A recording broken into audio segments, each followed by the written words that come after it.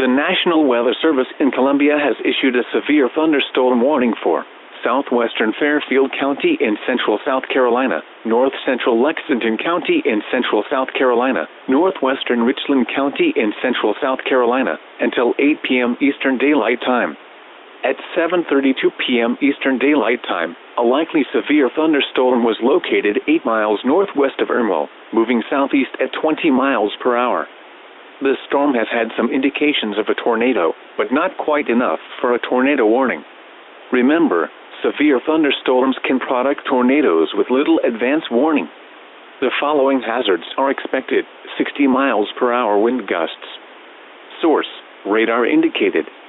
The following impacts are expected: expect damage to roofs, siding, and trees. Locations impacted include Irmo, Oak Grove, St. Andrews, Blitherwood, Chapin, Peak, Seven Oaks, and Lake Murray of Richland. This includes the following highways: Interstate 126 between mile markers 0 and 1. Interstate 20 in South Carolina between mile markers 58 and 69. Interstate 26 between mile markers 89 and 110. Interstate 77 between mile markers 22 and 31.